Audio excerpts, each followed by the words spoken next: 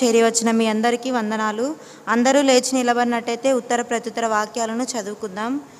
96వ కీర్తనను ఒక వచనం నేను, ఒక వచనం మీరు ఉత్తర ప్రత్యుత్తర వాక్యాలుగా చదువుకుందాం. 96వ కీర్తన చివరి వచనాన్ని అందరూ కలిసి చదువుకుందాం. యెహోవా మీద కొత్త కీర్తన పాడుడి, సర్వభూజనులారా యెహోవా మీద పాడుడి.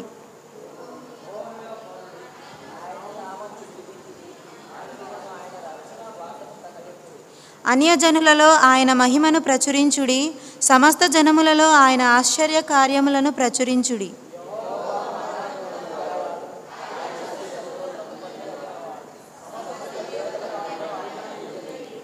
జనముల దేవతలందరూ వట్టి విగ్రహములే, యెహోవా ఆకాశ విశాలమును సృజించినవాడు.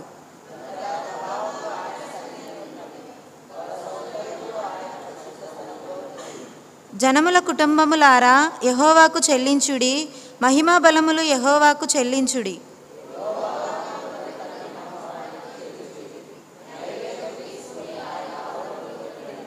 పరిశుద్ధాలంకారములు ధరించుకొని యెహోవాకు నమస్కారము చేయుడి, సర్వభూజనులారా ఆయన సన్నిధిని వణకుడి.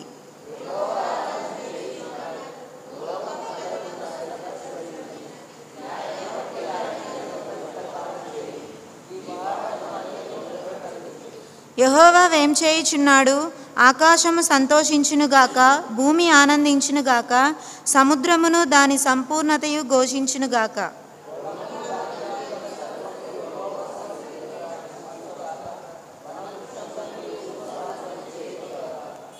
చివరి వచనాన్ని అందరూ కలిసి చదువుకుందాం.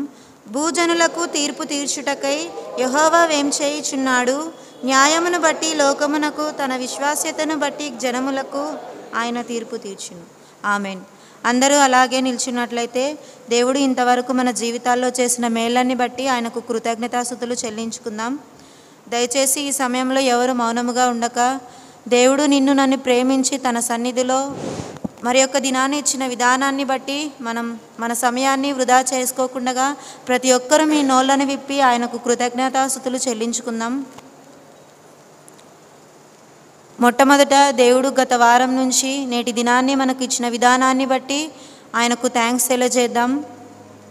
మనకు ఇచ్చిన మంచి ఆరోగ్యాన్ని బట్టి కూడా ఆయనకు థ్యాంక్స్ తెలియజేద్దాం. నిజంగా ఈ సమయంలో ఎంతోమంది బిడ్డలు తమ సమయాన్ని వృధా చేసుకుంటుండగా కేవలం ఆయన నిన్ను నన్ను ప్రేమించి తన సన్నిధిలో ఈ విధంగా నిల్చోబెట్టిన విధానాన్ని బట్టి కూడా ఆయనకు థ్యాంక్స్ తెలియజేద్దాం. దయచేసి ఎవరు మౌనముగా ఉండకండి. ప్రతి ఒక్కరి జీవితంలో ఆయన ప్రతిరోజు ఏదో ఒక సిచ్యువేషన్లో ఆయన మనకు తగిన మేలును చేస్తూ వస్తున్నాడు. అందును బట్టి కూడా ఆయనకు థ్యాంక్స్ తెలియజేద్దాం. మనం చదువుతున్న చదువుల్లోనైతేనేమి, మనం రాస్తున్న ఎగ్జామ్స్లోనైతేనేమి, మనము ఎక్కడికైనా వెళ్ళినప్పుడు మన ప్రయాణం అంతటిలోనేమి, మన కుటుంబ విషయంలోని అన్ని విషయాల్లో కూడా ఆయన మనకు సహాయం చేస్తూ వస్తున్నారు. అందును బట్టి కూడా మనం ఆయనకు థ్యాంక్స్ తెలియజేద్దాం. అలాగే మన యొక్క బాధలను, మనకు కష్టాలు కలిగినప్పుడు, మనకు ఇబ్బందులు ఎదురైనప్పుడు ఆయన వారే మనకు సహాయం చేయకుండా వెళ్ళిపోవచ్చు. కానీ ఆయన నిన్ను నన్ను ప్రేమించి మన చేయి ఎప్పటికీ విడవకుండగా ఆయన మనల్ని కాపాడుతూ వస్తున్న విధానాన్ని బట్టి కూడా ఆయనకు థ్యాంక్స్ తెలియజేద్దాం. నిజంగా ఎవరు చేయలేనివంటి గొప్ప త్యాగాన్ని ఆయన మన కొరకు చేశారు. కేవలం మనం చేసిన పాపాల నిమిత్తం మనకు రావాల్సిన శిక్షను కూడా తానే భరించారు. నిజంగా చిన్న దెబ్బ తగిలితే కూడా మనం తట్టుకోలేము. అలాంటిది ఆయన అన్ని కొరడా దెబ్బలను మన కోసం భరించారు. మన కోసం ఆయన గొప్ప ఐశ్వర్యాన్ని, గొప్ప ధన్యతను విడిచిపెట్టి ఈ భూలోకానికి ఒక మనిషిగా ఆయన మన కొరకు వచ్చారు. అందును బట్టి కూడా మనం అందరం ఆయనకు థ్యాంక్స్ తెలియజేద్దాం. నన్ను పిలిచిన దేవా, నన్ను ముట్టిన ప్రభువా, నీవు లేనిదే నేను లేనయ్యా. నన్ను పిలిచిన దేవా, నన్ను ముట్టిన ప్రభువా, నీవు లేనిదే నేను లేనయ్యా.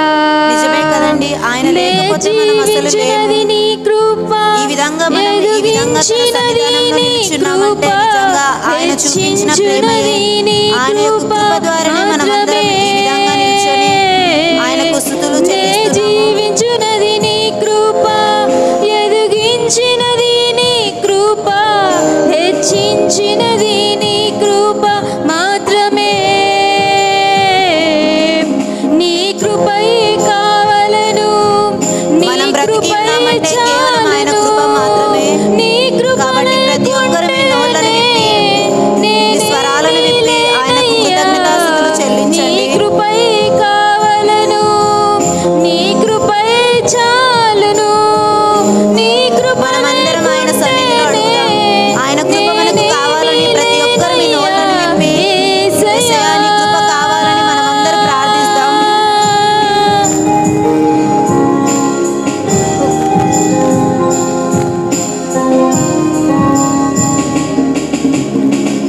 ఒంటరిగా ఏడ్చినప్పుడు ఓదార్చువారు, తొట్టిల్లినప్పుడు ఆదుకొన్నవారు లేరు. ఒంటరిగా ఏడ్చినప్పుడు ఓదార్చువారు లేరు, తొట్టిల్లి నడిచినప్పుడు ఆదుకొన్నవారు లేరు. బిగ్గరగా ఏడ్చినప్పుడు కన్నీరు తుడిచే కృప, బిగ్గరగా ఏడ్చినప్పుడు కన్నీరు తుడిచే కృప, నీ కృప లేకుంటేనే నేను లేను, నీ కృప లేకుంటేనే నేనేమి లేను.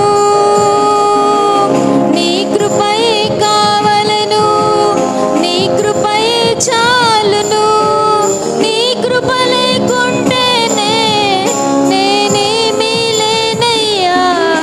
నీ కృపయే కావలను, నీ కృపయే చాలును, నీ కృప లేకుంటేనే నేనేమి లేనయ్యా యేసయ్యా.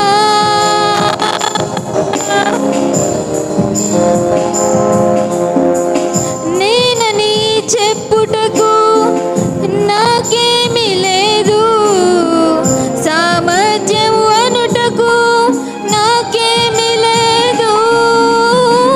నేనని చెప్పుటకు నాకేమీ లేదు, సామర్థ్యం అనుటకు నాకేమీ లేదు. అర్హత లేని నన్ను హెచ్చించినది నీ కృప, అర్హత లేని నన్ను హెచ్చించినది నీ కృప, నీ కృప లేకుంటే నేను లేను, నీ కృప లేకుంటే నేనేమి లేను. నీ కృపయే కావలను, నీ కృపయే చాలును, నీ కృప లేకుంటేనే నేనేమి లేనయ్యా.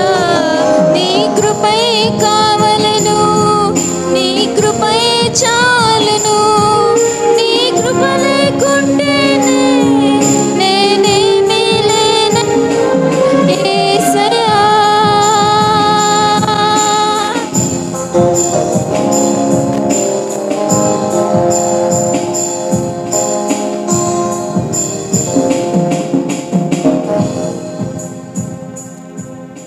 మమ్మల్ని మిక్కిలి ప్రేమించిన మా ప్రియ పరలోకపు తండ్రి, నీ నామానికి వేలాది వందనాలు తండ్రి. గడిచిన కాలము మొదలుకొని నేటి దినం వరకు మమ్మల్ని మీ కృపలో కాచి కాపాడినందుకు మీకు స్తుతులు స్తోత్రాలు తండ్రి.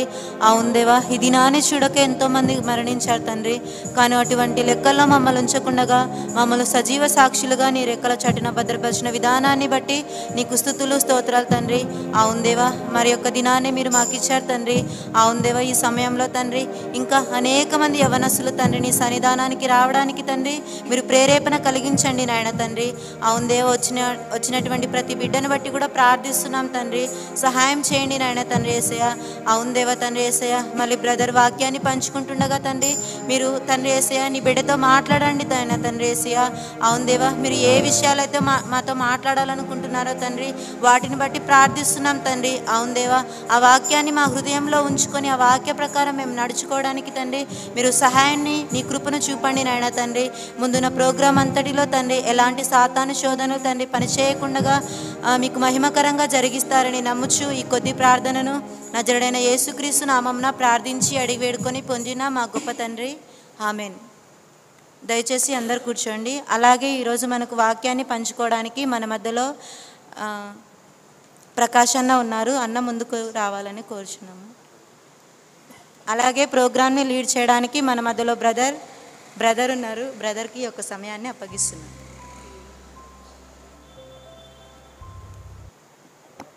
మొట్టమొదట దేవుడు నాకు ఇచ్చిన అవకాశం బట్టి దేవునికి థ్యాంక్స్ తెలియజేస్తున్నాను. మనకి ఇప్పుడు బైబిల్ రీడింగ్ ఉంటుంది. బైబిల్ రీడింగ్ చేయడం గాను మన మధ్యలో బ్రదర్ బండన్న గారు ఉన్నారు. బైబిల్ రీడింగ్ గాను పరిశుద్ధ గ్రంథంలో నుండి ఫిలిప్పీయులకు 2వ అధ్యాయం 6 నుండి 11 వరకు.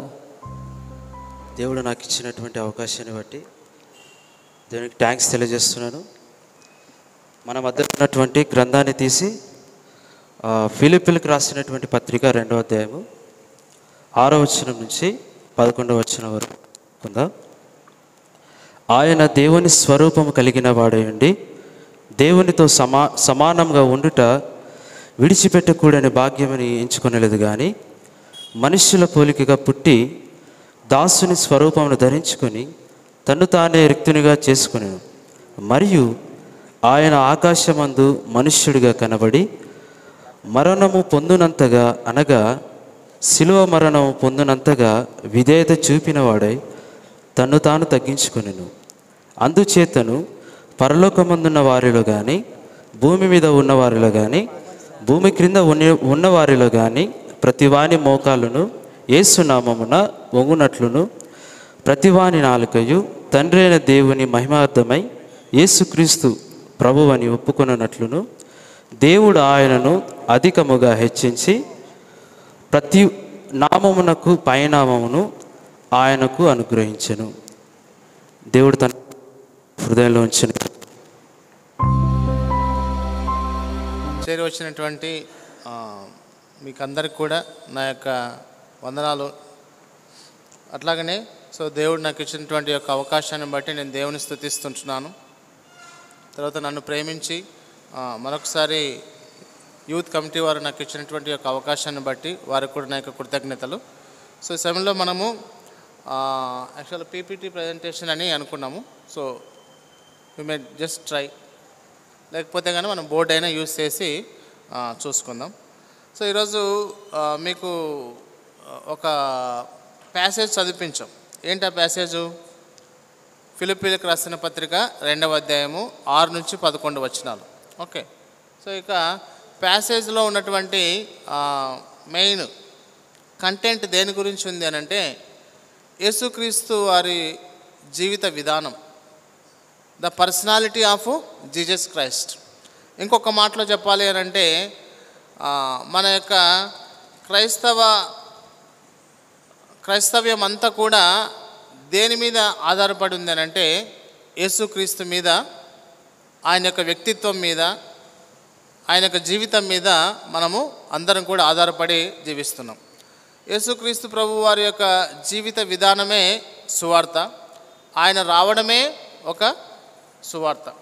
ఆయన గురించి మనము ఇక్కడ మనం చూస్తాం మెయిన్గా. Okay, sorry for the interruption. Right, మనము యేసుక్రీస్తు ప్రభు వారి యొక్క జీవిత విధానం గురించి మనము ఈరోజు మాట్లాడుకుంటాం. ఈరోజు మనం చెప్పాలి లేకుంటే మనం డిస్కస్ చేసుకోవాలి అనుకున్నటువంటి టాపిక్ ఏంటంటే Jesus Christ humanity and deity, or Jesus Christ deity and humanity అనేటువంటి ఒక ప్రాముఖ్యమైనటువంటి డాక్ట్రిన్ అంటాం దాన్ని. మన యొక్క క్రైస్తవ్యం అంతా కూడా కొన్ని సిద్ధాంతాల మీద ఆధారపడి ఉంటుంది. ఆ సిద్ధాంతాలు మనకి రోమిలకు రాసిన పత్రికలో పౌలు చాలా వరకు అనేక సిద్ధాంతాలని రోమా పత్రికలో ఆయన చాలా వరకు ఆయన పేర్కొన్నాడు అనమాట. అట్లాంటి ప్రాముఖ్యమైనటువంటి సిద్ధాంతాల్లో చాలా ప్రాముఖ్యమైనటువంటి సిద్ధాంతం ఏంటి అని అంటే యేసుక్రీస్తు యొక్క దైవత్వము మరియు మానవత్వం. ఈ సిద్ధాంతం కనుక మనకు అర్థం కాకపోతే, ఈ సిద్ధాంతం మనం తెలుసుకోలేకపోతే, ఈ సిద్ధాంతం మనకు అర్థం కాకపోతే మనము క్రీస్తులో సరిగా నిలిచి ఉండలేము. క్రీస్తులో మనము నిలిచి ఉండాలి అని అంటే తప్పకుండా మనం చేయాల్సినటువంటి పని ఏంటంటే ఆయన యందు ఉన్నటువంటి విశేషాలను, ఆయనకు సంబంధించినటువంటి అనేక అంశాలను మనము తెలుసుకొని ఉండాలి. ఆయన వ్యక్తిత్వం మనకు అర్థం కావాలి. అందుకోసమే చాలామంది భక్తులు ఇలా మాట్లాడతారు. ఏమనంటే సువార్త ఆది అంతము క్రీస్తే, సువార్త మూల సారాంశము ఆయనే. ఆయన వ్యక్తిత్వ చిత్రము అస్పష్టమైతే సువార్త విలువ లేకుండా పోతుంది. ఆయన ఉత్కృష్టమైనటువంటి గుణశీలాలే మనిషిలో తన నికృష్టమైనటువంటి పాప నైజాన్ని గూర్చినటువంటి స్పృహను కలగజేస్తున్నాయి అని అంటాం అనమాట. అనేక మంది హైందవులకు ఆయన ఒక అవతార పురుషుడు, ముస్లింలకు ఆయన ఒక ప్రవక్త, కమ్యూనిస్టులకు ఆయన ఒక విప్లవకారుడు, అదే మానవతావాదులకైతే ఆయన ఒక ప్రేమమూర్తి. క్రైస్తవంలో నుంచి క్రీస్తుని గనక తీసేస్తే ఏం మిగులుతుందనంటే శూన్యం మాత్రమే మిగిలిపోతుంది. అందుకోసమే క్రైస్తవ్యానికి కేంద్రం అంతా కూడా ఎవరు అనంటే క్రీస్తే క్రైస్తవ్యానికి ఉన్నటువంటి కేంద్రము. ఇక మిగిలినదంతా ఆయన చుట్టూ పరిభ్రమించాల్సిందే అనమాట. మన సౌర కుటుంబం గురించి చదువుతాం. మనం చదువుకున్నటువంటి చదువుల్లో సౌర కుటుంబం అని చెప్పి మనం చదువుతాం. ప్లానెటరీ మోడల్ లేకపోతే సోలార్ సిస్టమ్ అని చెప్పి మనం చదువుకుంటాం. సోలార్ సిస్టమ్ అంతట్లో centre of the solar system ఏంటంటే సన్ ఈజ్ ద సెంటర్. అవునా కదా? సూర్యుడు అనేది కేంద్రకమే మిగిలిపోతుంది. క్రైస్తవ్యానికి ఉన్నటువంటి కేంద్రం ఎవరు అనంటే క్రీస్తే మన యొక్క కేంద్రం. అందుకోసమే ఇంకొక భక్తుడు ఏమని మాట్లాడతాడంటే కొర్నేగి సింప్సన్ అటువంటి భక్తుడు ఇలా మాట్లాడతాడు యేసుక్రీస్తు గురించి. ఏమని?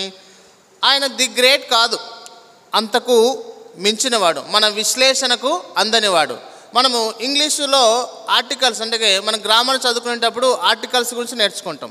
ఆర్టికల్స్లో ద, ఏ అండ్ యాన్ అనేటువంటి 2 టైప్స్ ఆఫ్ ఆర్టికల్స్, అంటే డెఫినెట్ ఆర్టికల్స్, ఇన్డెఫినెట్ ఆర్టికల్స్ అని చెప్పి మనం చదువుకుంటాం.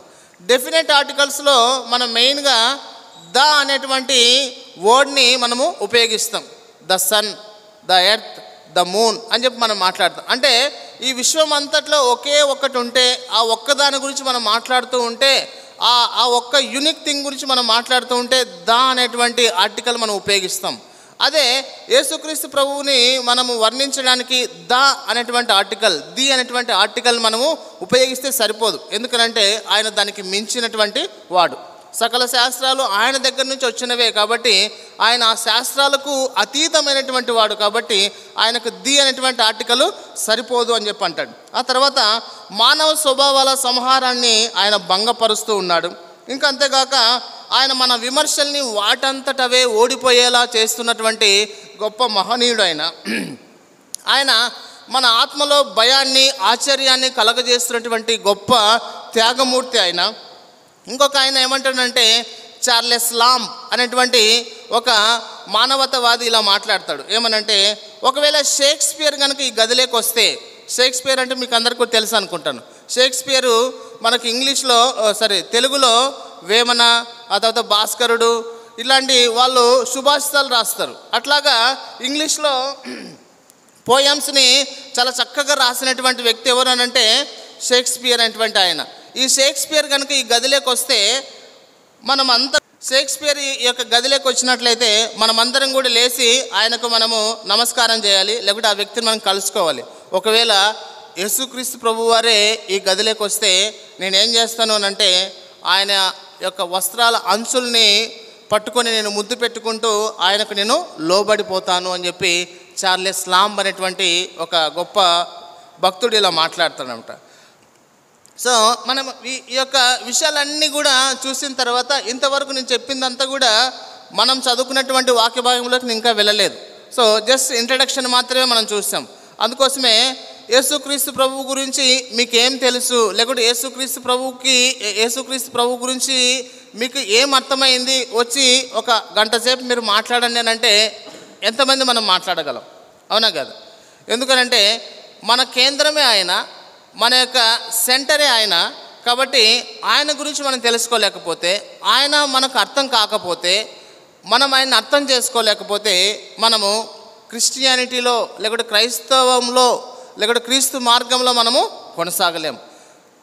మనకి అంత బాగున్నంత వరకు చాలా బాగుంటుంది, కానీ సమస్యలు మనల్ని ఎదుర్కొని మన మీద దాడి చేస్తున్నప్పుడు క్రీస్తు యొక్క వ్యక్తిత్వం మనకు అర్థం కాకపోతే, క్రీస్తు యొక్క త్యాగం మనం అర్థం చేసుకోలేకపోతే మనం క్రీస్తు మార్గంలో నడవలేం. సో అక్కడి నుంచి మనం వైదొలగడానికి చాలా వరకు కారణాలు సాతానుడు మనకి తెచ్చిపెడుతూ ఉంటాడు. అయితే సిఎస్ లూయిస్ అనేటువంటి ఇంకొక భక్తుడు ఇలా మాట్లాడతాడు. ఏమనంటే, యేసు ఒక సాధారణ మనిషి అయి ఉండి తన గురించి తాను చెప్పుకున్నట్లు ఒక గొప్ప సద్బోధకుడై ఉండేవాడు కాదు. అయితే ఈ మనిషి దైవ స్వరూపి అయినా ఉండాలి, లేకుంటే మతి స్థిమితం లేనివాడైనా అయి ఉండాలి, లేకుంటే అంతకన్నా నీచుడైనా అయి ఉండాలి అని చెప్పి అంటున్నమాట. ఎందుకనంటే మనం ఫిలిప్పీలకు రాసిన పత్రిక రెండవ అధ్యాయం 6 నుంచి 11 వచనాల్లో కనుక మనం చూస్తే మొదటి వచనమే మాట్లాడతాడు, ఆయన దేవుని స్వరూపము కలిగిన వాడు. నెక్స్ట్ వర్స్లో అంటాడు, అయితే ఆయన మనుషుల పోలికగా పుట్టాడు. తర్వాత లాస్ట్ కన్క్లూడ్ చేస్తూ ఏమంటాడు అంటే, అందుకోసమే ఆయన సమస్త జనముల కంటే ఆయన అధికముగా హెచ్చించబడ్డాడు. ఎక్కడ దాకా హెచ్చించబడ్డాడు అని అంటే ఆయన కుడి పార్శ్వమున ఆయన ఉంటున్నాడు. సో కాబట్టి మనం యేసుక్రీస్తు గురించినటువంటి ఆ ప్రత్యేకమైనటువంటి లక్షణాలను మనము అర్థం చేసుకోవాలి. మనము అవి ఏం కావాలంటే మన యొక్క బాడీలో సెల్స్ ద్వారా బ్లడ్ సెల్స్ అనేవి మనకి సర్క్యులేట్ అవుతూ ఉంటాయి. అట్లాగా దేవుని యొక్క వాక్యం లేకపోతే క్రీస్తుని గురించినటువంటి సంగతులు మన యొక్క రక్త నాళాల్లో నుంచి ప్రవహించాలి. అంతగా యేసుక్రీస్తు ప్రభు గురించినటువంటి మాటలు మన యొక్క హృదయంలో, మన మనస్సులో, మన తలలో ఉండిపోవాలి. ఎందుకనంటే ఆయనే మన కేంద్రం, ఆయనే మనకు సమస్తమై ఉన్నాడు. ఆయన అంటాడు, నేనే మార్గమును సత్యమును జీవమునై ఉన్నాను, నా ద్వారానే తప్ప ఎవడును తండ్రి యొద్దకు చేరనేరడు అని చెప్పని మాట్లాడతాడు. కాబట్టి మన మార్గమై ఉన్నటువంటి ఆయన, మనకు జీవమై ఉన్నటువంటి ఆయన్ని మనకు సత్యమైనటువంటి ఆయన్ని మనము చాలా చక్కగా మనము అర్థం చేసుకోవాలి. అందుకోసమే యేసుక్రీస్తు గురించినటువంటి ప్రవచనాలు 2000 సంవత్సరాలకు మునుపే రాయబడినాయి. కాబట్టి ఆయనకు సంబంధించినటువంటి మూల ప్రవచనాలు ఏంటి అని అంటే, ఆయన ఇశ్రాయేల్ నుంచి వస్తాడు అని చెప్పని రాయబడింది. అది మనం సంఖ్యాకాండము 24వ అధ్యాయం 17 నుంచి 19 వచనాల్లో మనం చూడొచ్చు. ఒకసారి ఏమైనా నాకు చదివి వినిపించండి అమ్మ. సంఖ్యాకాండము 24వ అధ్యాయము 17 నుంచి 19 వచనాలు. సంఖ్యాకాండము 24వ అధ్యాయము 15 నుంచి 19 వచనాలు.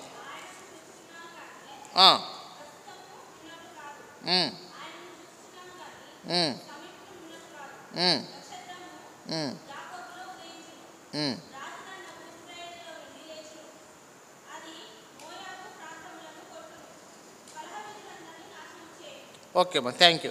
సో ఇక్కడ మనం చూస్తాం, సో నక్షత్రము యాకోబులో ఉదయించును, రాజదండము ఇశ్రాయేలులో నుండి లేచునని మనము చదువుతున్నాం. సో ఇది ఎప్పుడు మోషే భక్తుడు ఈ యొక్క పంచకాండాలని రాసినటువంటి టైంలో ఉన్నటువంటి ప్రవచనం.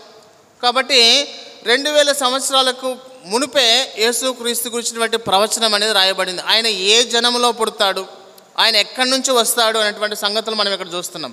తర్వాత ఆయన ఏ గోత్రంలో జన్మిస్తాడు అనేది కూడా మనకు ఆదికాండంలోనే రాస్తాడు. ఆదికాండము 49వ అధ్యాయం 10వ వచనం. ఆదికాండము 49వ అధ్యాయము 10వ వచనం.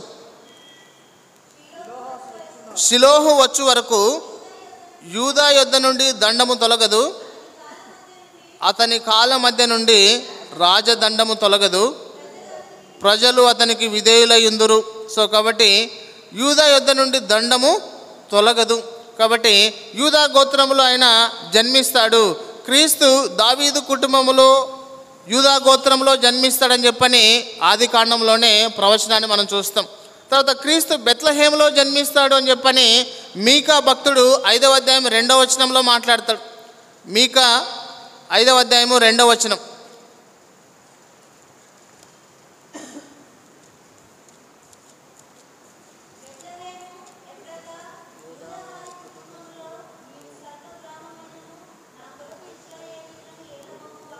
నా కొరకు ఇశ్రాయేలును ఏలబోవాడు నీలో నుండి వచ్చును అని అనే మాట మనం చూస్తున్నాం. కాబట్టి బెత్లెహేము, ఎఫ్రాతా, యూదావారి కుటుంబములలో నీవు స్వల్ప గ్రామమైనను నా కొరకు ఇశ్రాయేలును ఏలబోవాడు నీలో నుండి వచ్చును. సో 2000 సంవత్సరాలకు మునిపే ఆయనకు సంబంధించినటువంటి, ఆయన మూలానికి సంబంధించినటువంటి ప్రవచనాలు మనము చూస్తున్నాం ఇక్కడ. అట్లాగనే సో ఆయన ఒక కన్యకకు జన్మిస్తాడు అని చెప్పి యెషయా భక్తుడు 7వ అధ్యాయము 4వ వచనంలో ప్రవచిస్తాడు. యెషయా గ్రంథము 7వ అధ్యాయము 4వ వచనం. యెషయా గ్రంథము 7వ అధ్యాయము 4వ వచనం. ఎవరైనా ఒకరు చదివి వినిపించండి. భద్రం సుమి నిమ్మలించుము,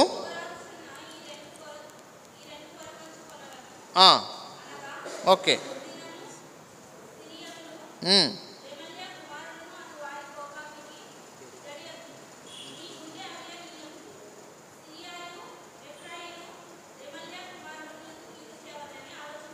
సరే, 14వ వచనం ఒకసారి నేనే చదువుతాను.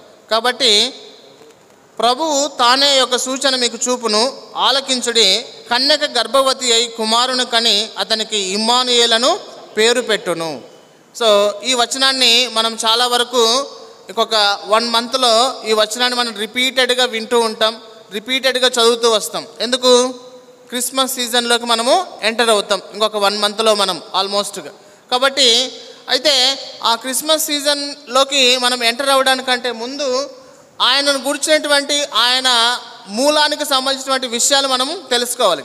దట్టు ఈ యొక్క టాపిక్ని తీసుకోవాలి అనేటువంటి ఆలోచన నాకు ఎందుకు కలిగింది అని అంటే, ఇటీవల మనం చూస్తున్నాము చాలా వరకు ఎవరైనా ఫేమస్ అవ్వాలి అని అనుకుంటే, లేకుంటే ఎవరైనా సోషల్ మీడియాలో తమ యొక్క ఇన్ఫ్లుయెన్స్ని పెంచుకోవాలనుకున్నా, లేకుంటే తమ యొక్క సబ్స్క్రైబర్స్ని పెంచుకోవాలనుకున్నా, తమ లైక్స్ని పెంచుకోవాలనుకున్నా, వాళ్ళు సింపుల్గా ఒక పని చేస్తారు. ఏమని అంటే, యేసుక్రీస్తు గురించి ఒక నెగిటివ్ కామెంట్ చేస్తారు. యేసుక్రీస్తు గురించి ఒక నెగిటివ్ కామెంట్ చేస్తే ఆల్మోస్ట్ వాళ్ళ యొక్క వ్యూస్ విపరీతంగా పెరిగిపోతాయి. వాటి యొక్క లైక్స్, వాటికి సంబంధించినటువంటి సబ్స్క్రైబర్స్ కూడా చాలా ఎక్కువగా పెరిగిపోతారు. ఇటీవలే ఒక గ్రూప్ ఆఫ్ పీపుల్ యేసుక్రీస్తు గురించి చాలా నెగిటివ్ కామెంట్స్ పెట్టారు. ఆయన తండ్రి యొద్ద భిక్ష అడుక్కునేటువంటి ఒక భిక్షగాడు అని చెప్పని ఆయన చాలా విపరీతంగా మాట్లాడినారు. సో వాళ్ళని ఫాలో అయ్యేటటువంటి సబ్స్క్రైబర్స్ కూడా చాలామంది ఉన్నారు. కాబట్టి అయితే మనం వాళ్ళకి రివర్స్ కౌంటర్ ఇచ్చేటువంటి వీడియో చేయమని నా ఉద్దేశం కాదు, వాళ్ళకి మనం నెగిటివ్ కామెంట్స్ పెట్టమని నా ఉద్దేశం కాదు. అయితే వాళ్ళు చేస్తున్నటువంటి నెగిటివ్ కామెంట్స్కి మన యొక్క విశ్వాసము దెబ్బతినకూడదు. మనము యేసుక్రీస్తు గురించి మనకున్నటువంటి అవగాహన ఎంతవరకు ఉంది అనేటువంటి ఆ అవగాహనని మనము ఒకసారి చెక్ చేసుకోవాలి. ఆయనలో మన యొక్క వేరు ఎంతవరకు పారింది. సో ఆయనలో ఆయన్ని మనం ఎంతగా అర్థం చేసుకుంటున్నాము, మనం ఆయన్ని ఎంత అర్థం చేసుకుంటే ఆయన వ్యక్తిత్వం మీద బురద జల్లాలి అనేటువంటి ఆలోచన పరుల యొక్క ఆలోచనలకు మనము బలి కాకున్నట్లుగా ఉంటాము. ఎందుకనంటే రేపటి తరానికి మీరే పునాది, రేపటి నాయకులంతా కూడా మీరే, మనమే. సో కాబట్టి ఆ రేపటి నాయకత్వాన్ని ఛిద్రం చేయాలనేటువంటి సాతాను యొక్క పన్నాగాలు చాలా విపరీతంగా ఉన్నాయి. కాబట్టి ఈ అంత్యకాలంలో యేసుక్రీస్తుని ఒప్పుకునేటువంటి మనస్సాక్షులు చాలామంది బయలుదేరుతారు. తర్వాత అంత్యకాలంలో దురద చెవులు కలిగినటువంటి వాళ్ళు చాలా వరకు ఉంటారు అని బైబిలే సెలవిస్తుంది, ఇది నా మాటలేం కాదు. తర్వాత అంత్యకాలంలో కల్పనా కథల వైపు తిరిగేటటువంటి వారు ఎక్కువగా ఉంటారు. కానీ అంత్యకాలంలో యవనస్తుల గురించి దేవుడు ఒక చక్కని మాట మాట్లాడతాడు. యవనస్తులారా బలవంతులు, మీ యందు దేవుని వాక్యము నిలుచుచున్నది. యవనస్తులు కలలు కందురు, వారు ప్రవచనాలు చేస్తారు. కాబట్టి అలాంటి భాగ్యాన్ని దేవుడు మనకి ఇస్తున్నప్పుడు మనము యేసుక్రీస్తులో సరైనటువంటి పునాది మనకు లేకపోతే ఆ వాగ్దానము వ్యర్థమైపోకూడదు. అది నీలో నాలో ఆ వాగ్దానం ఫలించాలి అని అంటే యేసుక్రీస్తు ప్రభు మనకి చక్కగా అర్థమై ఉండాలి. సో సంఘాల్లో యేసుక్రీస్తును గురించినటువంటి సిద్ధాంతము బోధించడం చాలా వరకు తక్కువగా కనిపిస్తుంది. ఇంకా యేసుక్రీస్తు చేసినటువంటి అద్భుతాల గురించి మాట్లాడతారు, ఇంకా యేసుక్రీస్తు చేసినటువంటి సూచక్రియల గురించి మాట్లాడతారు, లేకుంటే యేసుక్రీస్తు చేసినటువంటి బోధ గురించి మాట్లాడతారు. కానీ యేసుక్రీస్తు యొక్క వ్యక్తిత్వాన్ని బోధించేటటువంటి ఆ బోధ అనేది మనకు దొరకడము చాలా వరకు తక్కువగా ఉంటుంది. కాబట్టి ఈరోజు నేను ఎంచుకున్నటువంటి అంశము కొంచెం కష్టమే. సిద్ధాంతం అని అంటే దాన్ని వినడానికి కష్టమే, చెప్పడానికి కష్టమే. కానీ ఆ కష్టమైనటువంటి పనిని మనము ఈరోజు నిర్లక్ష్యం చేస్తే రేపు మన యొక్క విశ్వాసము సరైనటువంటి దారిలో ఉండకపోవచ్చు. కాబట్టి యేసుక్రీస్తుకు సంబంధించినటువంటి ఆ మూల ప్రవచనాలు మనం ఇంతవరకు చూసాం. ఆయన ఎక్కడి నుంచి వస్తాడు, ఇశ్రాయేల్ నుంచి వస్తాడు అని. తర్వాత ఆయన దావీదు కుటుంబంలో నుంచి, యూదా గోత్రంలో నుంచి వస్తాడు అని చెప్పి మనం చూసాం.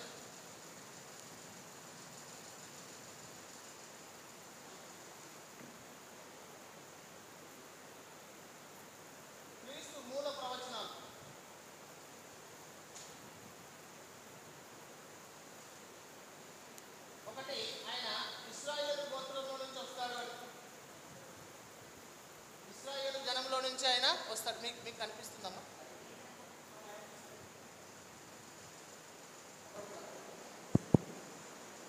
ఇక్కడ ఇట్లయినా పెట్టండి.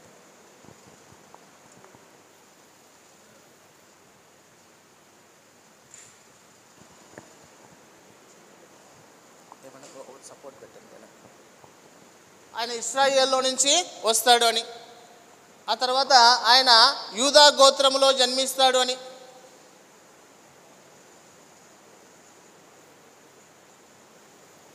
యూదా గోత్రంలో జన్మిస్తాడు అని, ఆ తర్వాత ఆయన ఒక కన్యకకు పుడతాడు అని, కన్యకకు జన్మిస్తాడు అని చెప్పని ప్రవచనం ఉంది. నెక్స్ట్ ఆయన ఇంకా ఇక్కడ బెత్లెహేములో నుంచి వస్తాడు అని,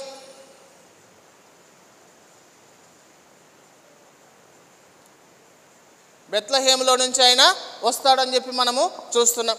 అంతేకాకున్నట్టుగా ఆయన యొక్క రాకడకు సంబంధించినటువంటి మాటను కూడా రాశారు. యెషయా పుస్తకము 40వ అధ్యాయము 3వ వచనం. యెషయా గ్రంథము 40వ అధ్యాయము 3వ వచనం. ఆలకించుడి, అడవిలో ఒకడు ప్రకటించుచున్నాడు. ఎట్లనగా, అరణ్యములో యెహోవాకు మార్గం సిద్ధపరచుడి, ఎడారిలో మా దేవుని రాజమార్గము సరాలము చేయుడి. ప్రతి లోయను ఎత్తు చేయవలెను, ప్రతి పర్వతమును ప్రతి కొండను అణచవలెను. వంకరవి చక్కగాను కరుకైనవి సమముగాను ఉండవలెను. యెహోవా మహిమ బయలుపరచబడును. ఓకే అమ్మా, థ్యాంక్ యూ. సో అక్కడ ఆ ప్రవచనము మనం చూస్తాం.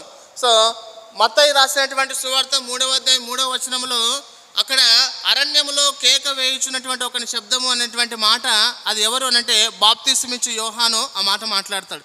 సో బాప్తిసమిచ్చు యోహాను దాని గురించి మాట్లాడుతూ, అంటే ఆయన గురించి మాట్లాడుతూ ఇక్కడ ఏ ప్రవచనం అయితే మాట్లాడినారో అదే ప్రవచనాన్ని ఆయన ప్రవచిస్తాడు.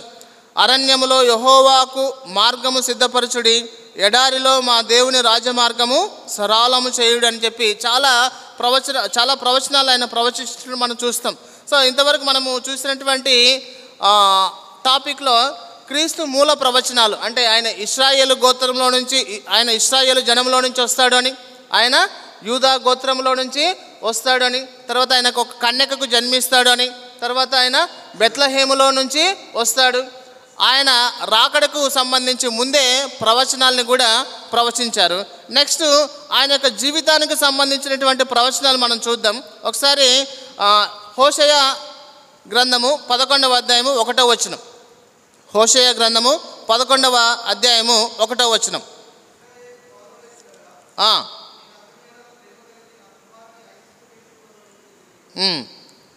రైట్ తమ్ముడు, థ్యాంక్ యూ. సో ఇశ్రాయేలు బాలుడై ఉండగా నేను అతడి ఎడల ప్రేమ కలిగి నా కుమారుని ఐగుప్తు దేశంలో నుండి పిలిచితిని అని మాట్లాడుతున్నాడు.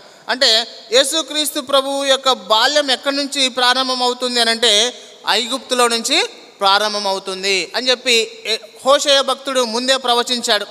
ఆ తర్వాత ఆయన శ్రమలను అనుభవించి పాప పరిహారం చేస్తాడు అని యెషయా గ్రంథము 53వ అధ్యాయము 4 నుంచి 6 వచనాలు, చాలా వెల్ నోన్ వర్సెస్ మనకు అవి. ఒకసారి మనం చూద్దాం. యెషయా 53వ అధ్యాయము 4 నుంచి 6 వచనాలు. నిశ్చయముగా మన రోగములను అతను భరించెను, మన వ్యసనములను వహించెను. ఆయనను మొత్తబడిన వాడిగాను, దేవుని వలన బాధింపబడిన వాడిగాను, శ్రమ నొందిన వాడిగాను మనం అతని ఎంచితిమి. మన అతిక్రమ క్రియలను బట్టి అతడు గాయపరచబడెను, మన దోషములను బట్టి నలగొట్టబడెను, మన సమాధానార్థమైన శిక్ష అతని మీద పడెను అని చెప్పి మనం చూస్తాం. సో ఆయన యొక్క బాల్యం ఎక్కడి నుంచి వస్తుంది అన్నాడు? ఐగుప్తులో నుంచి వస్తుంది అన్నాడు. ఆయన శ్రమలను అనుభవించి పాప పరిహారం చేస్తాడు అని చెప్పని మనం చూస్తాం. అంతేకాకుండా ఆయన ఒక గాడిద పిల్ల మీద యెరూషలేమునకు వస్తాడని మత్తయి సువార్త 21వ అధ్యాయము 2 నుంచి ఉన్నటువంటి 5 వచనాల్లో మనం చూస్తాం. తర్వాత ఆయన శిలువ మరణాన్ని పొందుతున్నప్పుడు శిలువ మీద ఆయనకు చేదు చిరకను అందిస్తారు అని చెప్పని చేదు చిరకను అందించినట్లు మనం చూస్తాం. ఆ చేదు చిరక ఆయనకి యాక్సిడెంటల్గా ఇవ్వలేదు. సో చేదు చిరక ఇస్తారు అనేటువంటి ప్రవచనం ఆల్రెడీ ముందే ప్రవచించారు. అది కీర్తనలు 69వ అధ్యాయము 21వ వచనంలో మనం చూస్తాం. ఆ యొక్క వచనాన్ని నేను రెఫరెన్సెస్ చెప్తూ వెళ్తాను, ఎందుకంటే మనకున్నటువంటి టైం లిమిట్ని బట్టి. తర్వాత రోమా అలవాట్లకు భిన్నంగా ఆయనకు ఒక ఎముక కూడా ఆయన్ను విరవలేదు. రోమీల యొక్క పద్ధతి ఏంటి అని అంటే, సిలువ వేశారు అని అంటే ఆయన్ని కంపల్సరీగా వాని యొక్క ఎముకలను విరిచి వాని సమాధి చేస్తారు అన్నమాట. కానీ యేసుక్రీస్తు ప్రభు యొక్క సమాధిని మనం కనుక చూస్తే, లేకపోతే యేసుక్రీస్తు ప్రభు యొక్క మరణాన్ని మనం చూస్తే, ఆయనకు ఉన్నటువంటి ఎముకల్లో ఒక్క ఎముక కూడా విరవబడలేదన్నమాట. అది కూడా ఒక ప్రవచనం. సో అది ఎక్కడ అనంటే కీర్తనలు 34వ అధ్యాయము 20వ వచనంలో మనం చూస్తాం ఆ యొక్క విషయాలను. సో క్రీస్తుకు సంబంధించినటువంటి ఆ యొక్క అంశాల్లో మనము క్రీస్తు యొక్క మూలానికి సంబంధించినటువంటి విషయాల్లో ఆయన ఇశ్రాయేల్ నుంచి వస్తాడని, ఆయన దావీదు కుటుంబంలో జన్మిస్తాడు, యూదా గోత్రంలో నుంచి వస్తాడని, ఆ తర్వాత క్రీస్తుకు సంబంధించినటువంటి క్రీస్తు జీవితానికి సంబంధించి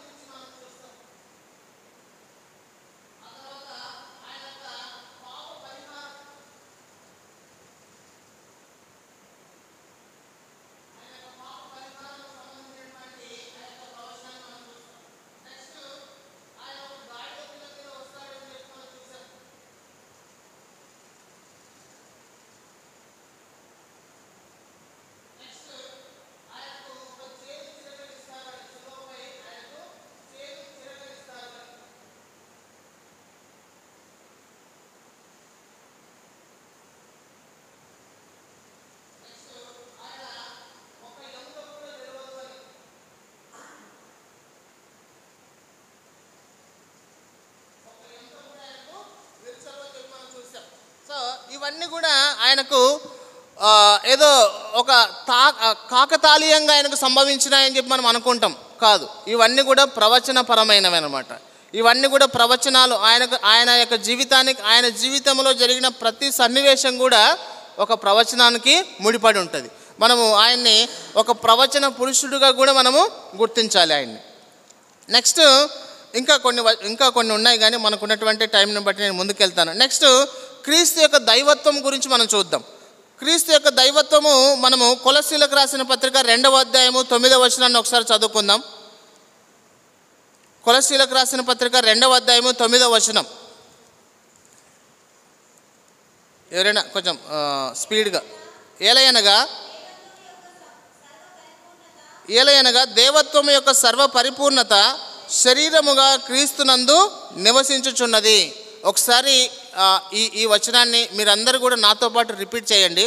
ఏలయనగా క్రీస్తు యొక్క, ఒక్క నిమిషం, ఏలయనగా దేవత్వము యొక్క సర్వపరిపూర్ణత శరీరముగా క్రీస్తునందు నివసించుచున్నది.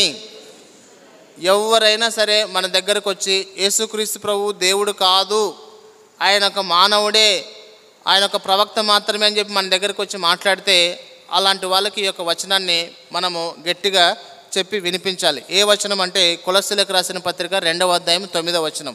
ఎందుకనంటే దేవత్వానికి సంబంధించినటువంటి ప్రతి విషయం కూడా ఆయనలో పరిపూర్ణమైంది. సో దేవుడు ఏం చేయగలడు అనంటే ఆయన నిత్యుడిగా ఉంటాడు, ఆయన సర్వశక్తిమంతుడిగా ఉంటాడు, ఆయన సర్వజ్ఞుడిగా ఉంటాడు, ఆయన సర్వవ్యాపిగా ఉంటాడు. అంతేకాకుండా ఆయన పరిశుద్ధుడిగా ఉంటాడు. అంతేకాకుండా ఆయన సత్యవంతుడు, ఆయన దయామయుడు, ఆయన ఒక త్యాగమూర్తి, ఆయన ఒక ప్రేమమూర్తి. ఈ లక్షణాలు ఏవైతే ఉన్నాయో అవన్నీ కూడా దేవత్వపు లక్షణాలు. ఆ దేవత్వపు లక్షణాలన్నీ కూడా దేవునిలో ఉన్నట్లుగానే మన యేసుక్రీస్తు ప్రభు యొక్క విషయంలో కూడా ఉన్నట్లు మనం గమనిస్తాము. అదే పౌలు భక్తుడు కొలస్సీలకు రాసిన పత్రిక 2వ అధ్యాయం 9వ వచనంలో మాట్లాడుతున్నాడు. ఏమనంటే దేవత్వము యొక్క సర్వ పరిపూర్ణత అంటే దేవత్వానికి సంబంధించినటువంటి ఏ లక్షణమైనా నువ్వు చెప్పు, ఆ లక్షణాలన్నీ కూడా ఎవరిలో ఉన్నాయి అని అంటే శరీరముగా క్రీస్తునందు నివసిస్తున్నాయి. కాబట్టి క్రీస్తుని ఇప్పుడు మనం ఏమని ఒప్పుకుందాము? ఆయన ఒక మానవుడిగా మాత్రమే మనం చెప్పుదామా? ఆయన ఒక ప్రవక్తగా మాత్రమే మనం పరిగణిద్దామా? ఆయన్ని స్వస్థపరిచేటటువంటి వ్యక్తిగా మాత్రమే మనము గమనిద్దామా? లేదు, ఆయనను మనము దేవునిగా మనము అంగీకరించాలి, ఆయన దేవునిగా మనము ఒప్పుకోవాలి. అందుకోసమే రోమీలకు రాసిన పత్రిక 10వ అధ్యాయం 9వ వచనంలో ఇలా మాట్లాడతాడు. సో ఎవరైతే రక్షింపబడాలి అని అనుకుంటారో ఆ రక్షింపబడినటువంటి వాళ్ళు ఒక మాట చేయాలి, లేకుంటే ఒక పని చేయాలి. ఏంటది అంటే యేసు ప్రభు అని తమ నోటితో ఒప్పుకోవాలి, ఆయన్ను మృతుల్లో నుండి దేవుడు లేపెనని హృదయమందు విశ్వసించిన ఎడల వారు రక్షింపబడుదురు అని చెప్పని ఆ వచనంలో ఉన్నటువంటి మాట.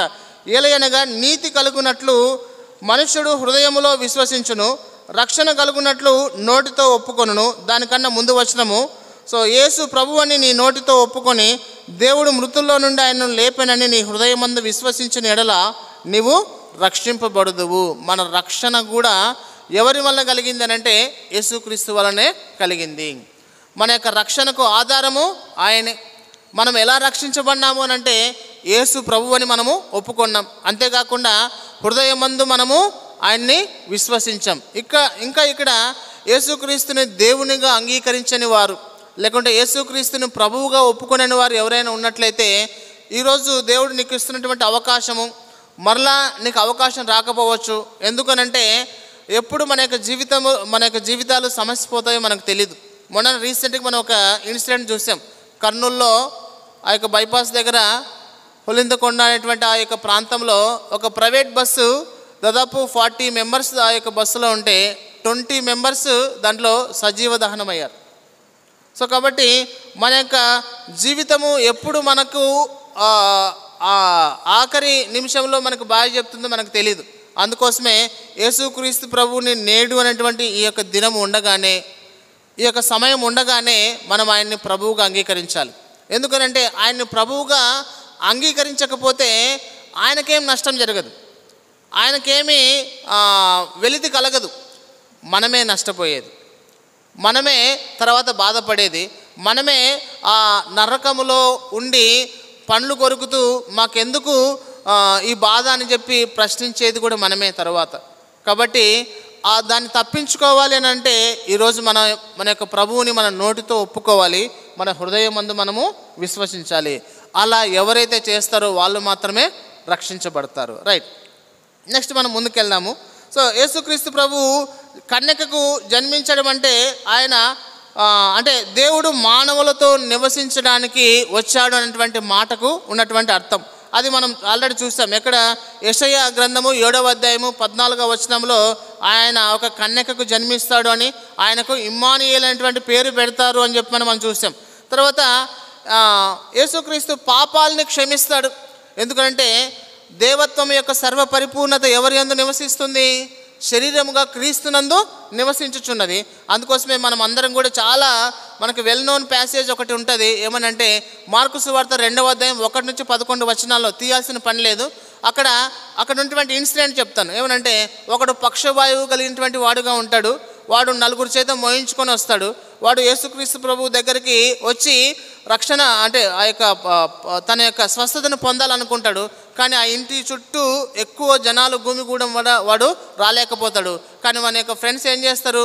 ఇంటి పైకప్పు తీసి వాడిని యేసుక్రీస్తు ప్రభు ఉన్నటువంటి స్థలంలోకి వదులుతారు.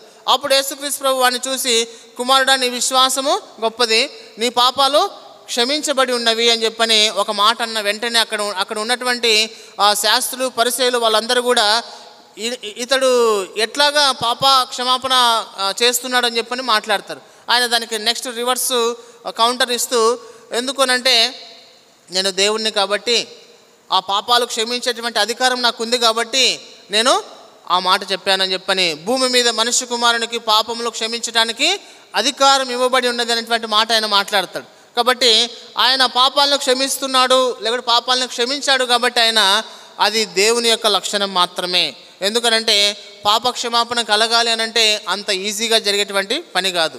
అది దేవుని యొక్క రక్తము చిందించబడాలి, పుణ్య పురుషుని యొక్క రక్తము చిందించబడాలి. ఆ పుణ్య పురుషుడు ఎవరు అనంటే మన ప్రభు అయినటువంటి యేసుక్రీస్తు ప్రభువు మాత్రమే. ఆయన రక్తము మన పాపాలకి ప్రాయశ్చిత్తాన్ని కలగజేసింది. తర్వాత ఆయన మనము త్రిత్వం సిద్ధాంతాన్ని మనం నమ్ముతాం. మన యొక్క ఎంబీ మెంబర్స్ ఎవరైతే ఉంటారో వాళ్ళందరం కూడా మనము బైబిల్ సిద్ధాంతం మీద మనం అందరం కూడా ఆధారపడి జీవిస్తాం. బైబిల్ సిద్ధాంతాల్లో ఉన్నటువంటి చాలా ప్రాముఖ్యమైనటువంటి సిద్ధాంతాలు ఏంటి అని అంటే క్రీస్తుని దేవునిగా అంగీకరిస్తాము. ఆ తర్వాత క్రీస్తు తండ్రి కుమార పరిశుద్ధాత్మతో సమానముగా ఉన్నాడు, అంటే త్రిత్వమై ఉన్నాడు. ఆ యొక్క ట్రినిటీ అనేటువంటి డాక్టరీని మనం అందరం కూడా నమ్ముతాం. తర్వాత హోలీ స్పిరిట్ పరిశుద్ధాత్మ దేవుని యొక్క సిద్ధాంతాన్ని కూడా మనము నమ్ముతాం. తర్వాత బైబిల్ని మనము అందరం కూడా విశ్వసిస్తాం. బైబిల్లో ఉన్నటువంటి 66 గ్రంథాలు మాత్రమే బైబిలు. అవన్నీ కూడా దేవుని వలన పలకమైనటువంటి మాటలని మనము విశ్వసిస్తాం. ఇవన్నీ కూడా మన సంఘం యొక్క మూల సిద్ధాంతాలు. మనం ఎంబీ మెంబర్గా మనం ఉన్నాము అని అంటే మనం అందరం కూడా ఈ యొక్క సిద్ధాంతాలకి కట్టుబడి మనం ఉంటాం.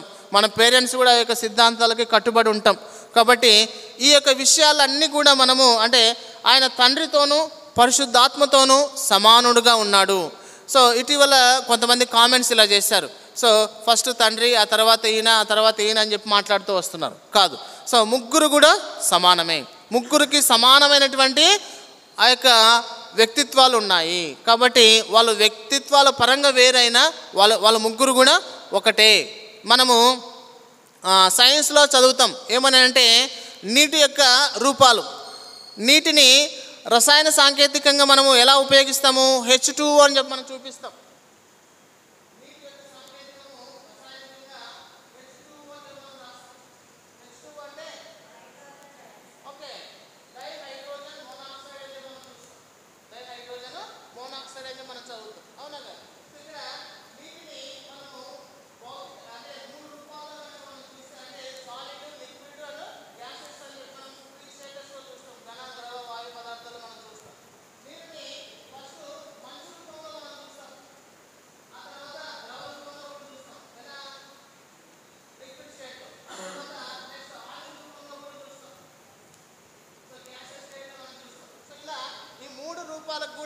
మనం ఒకే రసాయన సాంకేతికాన్ని వాడతాం. H2O అనేటువంటి రసాయన సాంకేతికాన్ని వాడతాం. సో భౌతికంగా అంటే ఈ యొక్క శాస్త్రపరంగానే మనము ఆ మూడిటికి సంబంధించి ఒకే ఫార్ములాని మనం వాడినప్పుడు, సో మనము దేవుని పరంగా మనం చూస్తే ఆయన తండ్రి కుమార పరిశుద్ధాత్మలతో సమానుడు. ఆయనకు సమానమైనటువంటి ప్రాతినిధ్యం ఉంది. ఆయన ఎవరితో తక్కువ కాదు. తర్వాత ఆయన తన యొక్క ఆమ్ని ప్రజెన్స్ గురించి కూడా మాట్లాడతాడు. ఎక్కడ అంటే మత్తయి సువార్త 18వ అధ్యాయం 20వ వచనంలో మాట్లాడతాడు. ఏమని? ఆయన తన యొక్క సర్వ వ్యాపకాన్ని గురించి తనకు ఆపాదించుకుంటాడు. ఒకసారి ఆ వచనం చదవండి. మత్తయి సువార్త 18వ అధ్యాయము 20వ వచనం. ఏలయనగా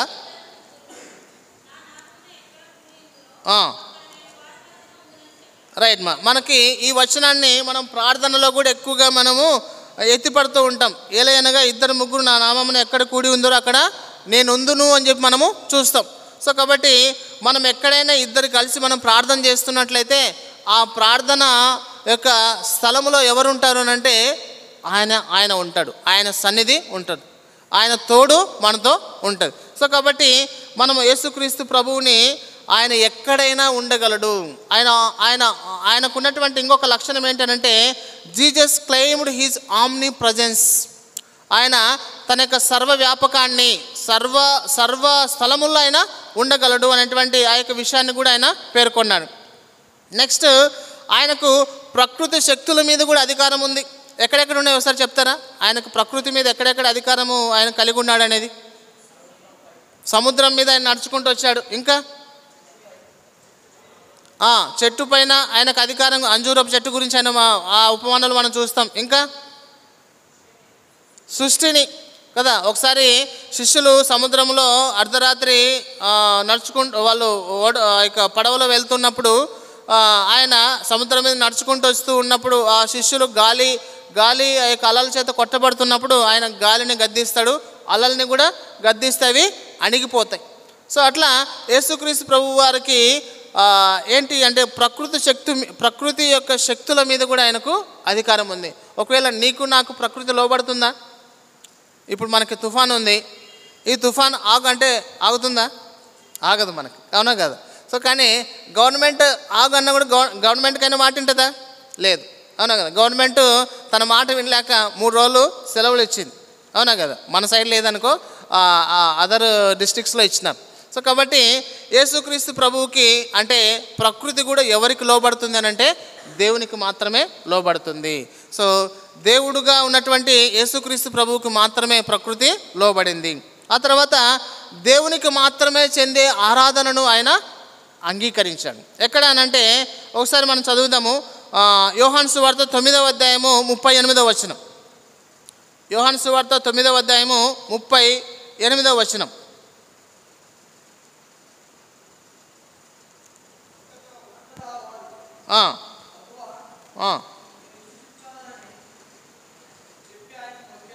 ఓకే,